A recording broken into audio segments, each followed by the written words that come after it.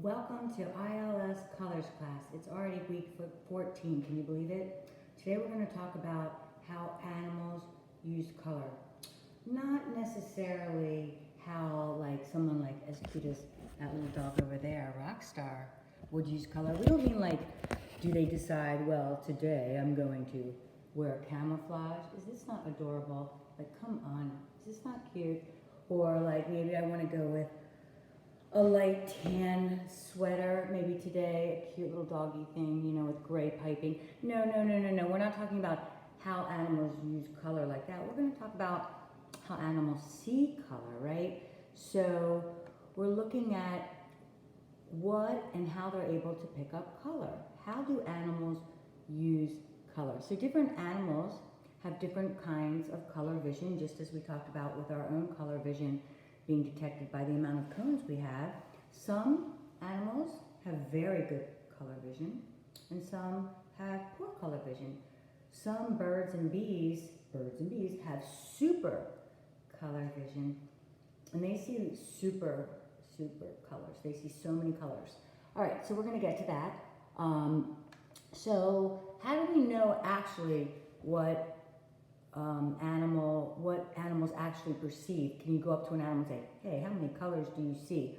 What do we really know what an animal sees? So scientists can examine this. They can examine the cones and the color detecting equipment and estimate, how many colors that animal sees. But it is a real estimate. So microspectrophotometry, right?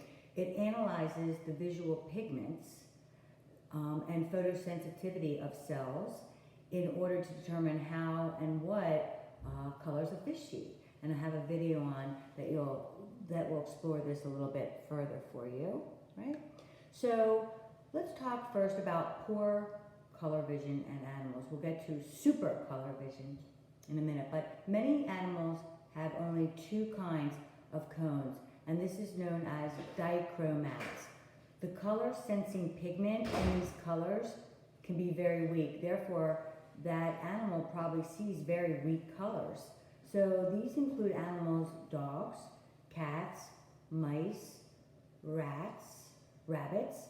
So we would say they have poor color vision because they only have two cones, dichromats. Remember, we have three. They see mostly grays and some blues and yellows. So maybe a yellow gets that dog, the dog can see the yellow, and that's why they're get more excited when you bring them a yellow toy. So I have a great slide for the PowerPoint to see, this is what a human sees, and then that same object, this would be what a dog would see. So that's kind of cool, right? So when it comes to red, right, and bulls, do those bulls really see the red? Does the red cape make them angry? Have you ever been to a bullfight? I have. It was disgusting. Anyway, in Madrid, I won't ever go back. I don't even eat meat, so we're not going there. But does a red cape make them want to attack it? Well, this is what the human sees, and I put a slide on there. And then this is what the bull sees. So bulls are colorblind. I taught you something. They charge the red cape because it's actually moving. Sorry, not because it's red. So that's kind of interesting, right? And now that we talked about animals with poor color vision, including the dogs and the cats and those bulls, let's talk about some animals with really good color vision. Monkeys and squirrels and birds and insects and many fish can see a fairly good range of color, right? Some not as good as what we see, but much better than those cats and dogs, the dichromats, right? So what are the functions of good color vision? Well, not necessarily that they can wear some really amazing clothes, but it helps an animal find food on land or in water. It helps an animal tell the difference between ripe fruit that they can eat and unripe. Maybe ripe red fruit and unripe green fruit. Helps animals identify their predators also. A color can make an animal more attractive to each other. When they mate, they use certain colors come out, and they use it to attract, just like we use color to attract, as well as wear color to distract or camouflage ourselves. going back to that. Come on, this is really cute. Camouflage for the dog, right? So making them more inconspicuous. Let's talk about bees and butterflies, not the birds and the bees, but the bees and butterflies. They see colors we can't, which is pretty interesting. Range of colors extend even into the ultraviolet, so what the human eye can't detect, they can. The leaves of the flowers they pollinate actually have special ultraviolet patterns, sort of like guides the insect. It's like a landing strip almost deep into the flower, so it's pretty cool. Bees have 3 types of cones.